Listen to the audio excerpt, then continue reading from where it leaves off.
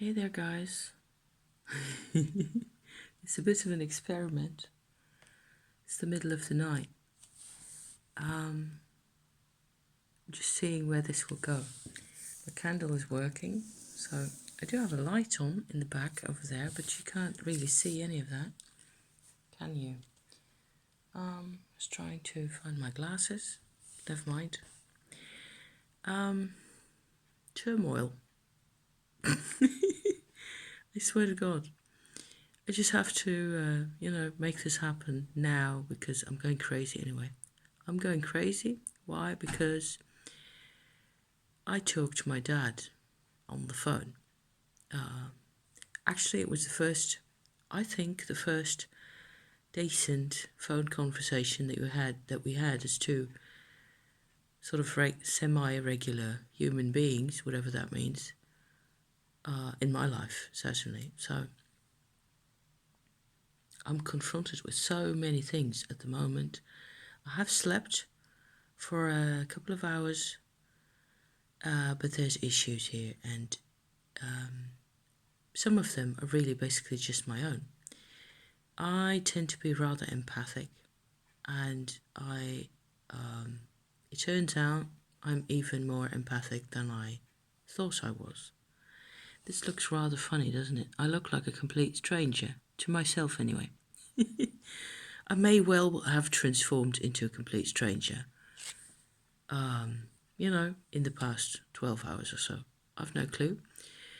What I realised just now, which is also why I'm sitting here talking to you, is that there's so much emotional life that's coming to me that I'm resisting. And my own resistance is driving me nuts.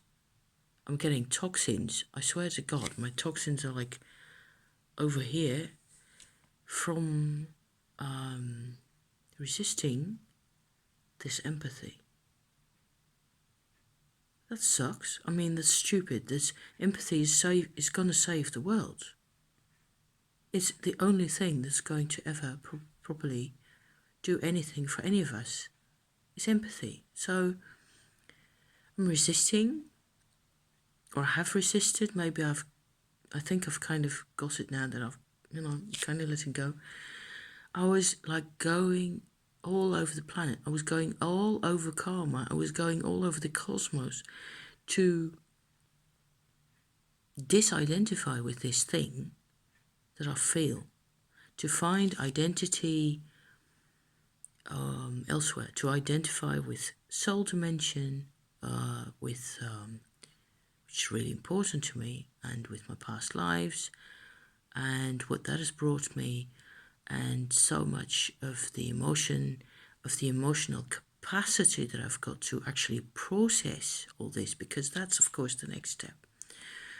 Actually, I am kind of making sense to myself, but it's somehow really new territory still, and I've never done this. I think that I've never been so, freaked out that I had to come on at, 2:15 in the middle of the bloody night. It's raining outside. I can hear the rain. You can't probably, but I can hear the rain and a bit of wind. And they promised us that it was going to rain all day.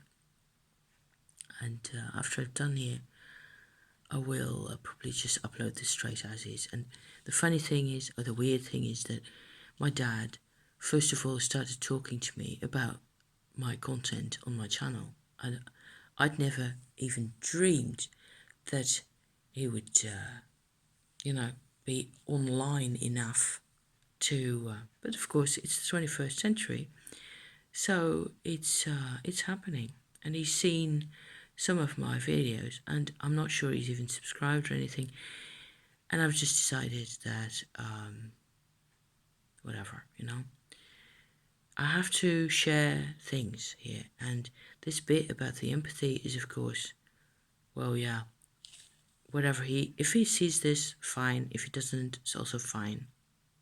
This is my channel. It's my life. And these empathic abilities, qualities, superpowers, people call it, that I've got. What am I supposed to do else than obey my own nature? Because that's what this is. It's like, it's such a profound path inside of me, in this body, in this life, in this, and it explains so much, because me growing up until I was 28, I lived for a large part with my mum, and I was in the same kind of throes of despair with her, on the phone or even in real life, because not so much because she demanded anything of me in particular, although she did do that also. She never knew the effect that it had on me, and I didn't know either because she didn't know. So I kind of I went chameleon. Okay, we've talked about that. I went complete chameleon with her, and you could easily say that I'm trying to do the same thing with my dad here, that because he's asking certain things and he's wanting to know certain things, and then also sort of looking at how I respond to his questions and things like that. Why do I want to know certain things? Blah, blah, blah. Very sensible, very normal questions. After 40 years, of course, you'd want to know what motivates somebody, and you want to hear it from them, right? Makes perfect sense. But to me, it's like I'm flooded. And because I want to prevent the flooding, like this, like hiding behind the... I'm Dutch after all, We're traumatized with floods because it happened to us, and then we built all these big dikes and stuff and to keep the water out. In this particular case, I have to let the water in and hope I survive. Just hope. And it turns out, after a while, I actually do survive. Because you don't die from empathy, do you? Not from empathy.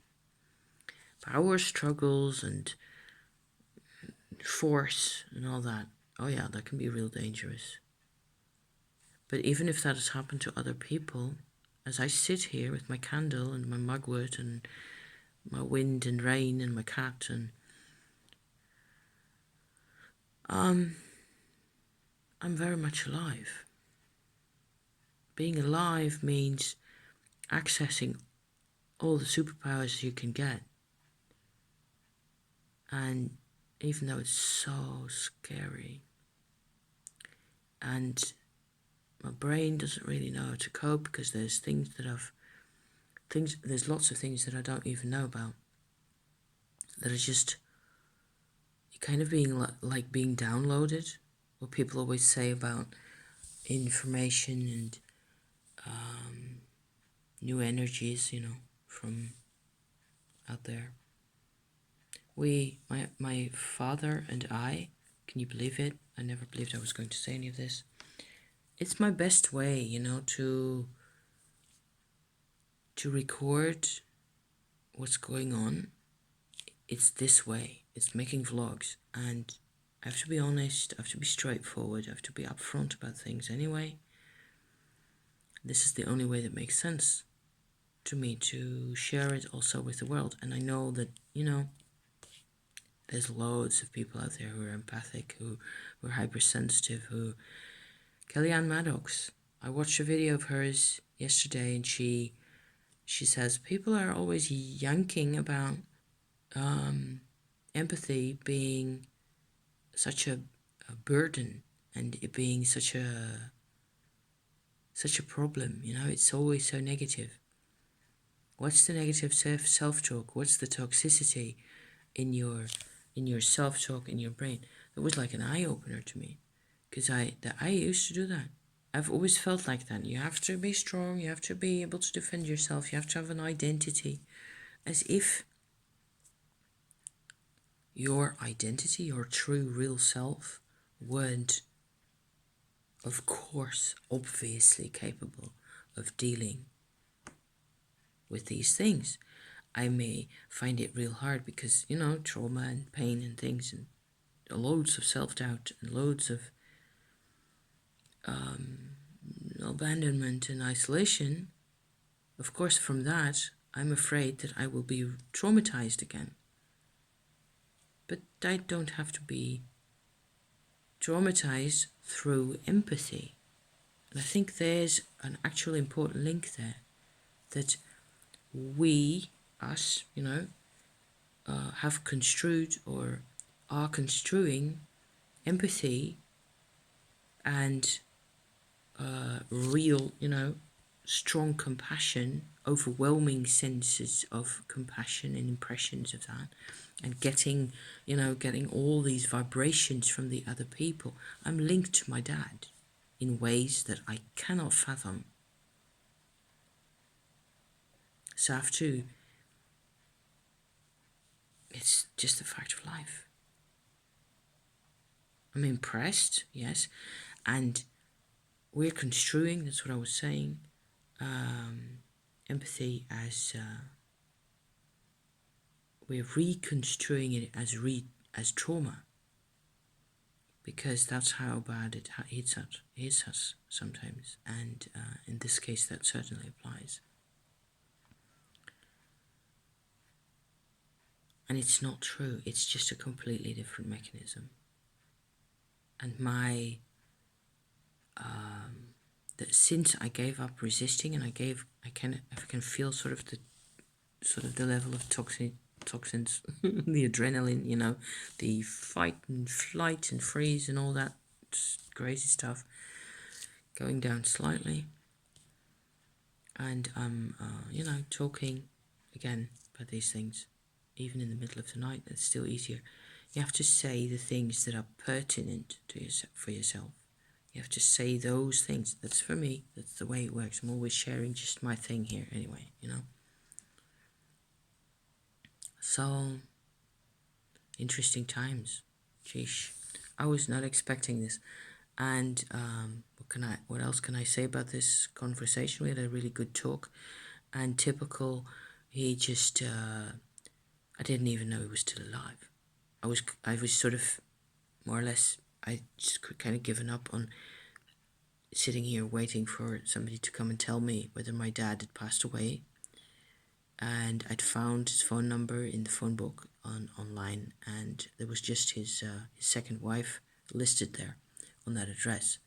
So I'd seen that a couple of months ago already, and I kind of got worried, like, okay, so has he died or what? And or maybe he's gone into a nursing home or something like that. All those things. And so I ended up just calling the number but me and my phone anxiety anyways, and all that stupid stuff. It's not stupid, it's logical. It makes perfect sense. Being human, means these things. And before I knew it, I was talking to her, certainly, and she was okay and fine, and she was quite friendly and welcoming, and which was already a surprise. Like, I was expecting them to have a yay big mountain of not wanting to talk to me.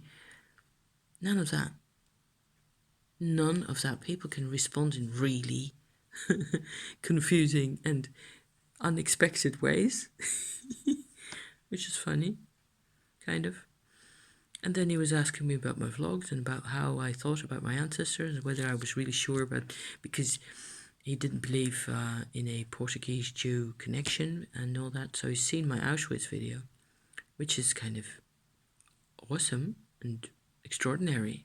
And of course, I'm kind of glad that, and it seems like he could finally sort of come to some type of realization that I'm, by now,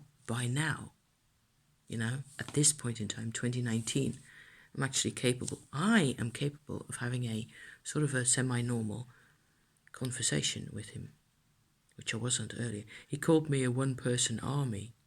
Oh yeah, this is my last point, then I'm gonna go back to bed. He called me a one-person army, the way I used to be 10 years ago when I've, made contact with him first and visited him a couple of times. And how hysterical can it be? I'd, okay, so I just thought, okay, that's not, I don't find that really pleasant to hear, but that's something I can understand comparing to what I used to be like and what it's like nowadays and all that. So, okay. It's a good point, really. And so we hung up the conversation. We finished. We, exchanged phone. I gave them my new phone number and all that, and hung up. I was still standing there like, Google, what the hell just happened, And there's my YouTube feed coming in. Björk, Army of Me, comes in. The new video that's on that channel. I put the link in the description for you. It's loud, it's noisy, it's 90s, it's gotta love Björk anyway. I feel affection for Björk and how she is. I don't always enjoy her music completely, but there's songs that I love to pieces and others that I feel are slightly over the edge for me. But this is one of the ones that are slightly uncomfortable, which is perfect but I mean, how insane, what's this universe doing to us? My dad, after 40 years, calls me a one-person army, and here comes Björk with Army of Me. So I thought that was just completely, utterly hysterical. So life is hysterical. I'm still alive. Still alive. Very much alive. So I also feel rather relieved having recorded this, I think. And I'm going to have me a bit more of my mugwort smoke. Let's see whether I can share that with you guys, okay? Lighter. There's the mugwort. Boom. Smoke won't show, of course, in the dark. Yay. I don't know. Can you see that? Oh yes, there it is. Like white instead of orange. It's actually orange in real life. Makes me ground. It makes me feel a bit more sleepy again. I'll be okay. I always catch up sleep anyway. Thank you so much for watching, you guys. Some of you are actually in the middle of the daytime over where you are, which is strange. Over here it is truly the black of night, as you can see. Thank you for watching and listening to me moan, guys. To be continued. Ciao.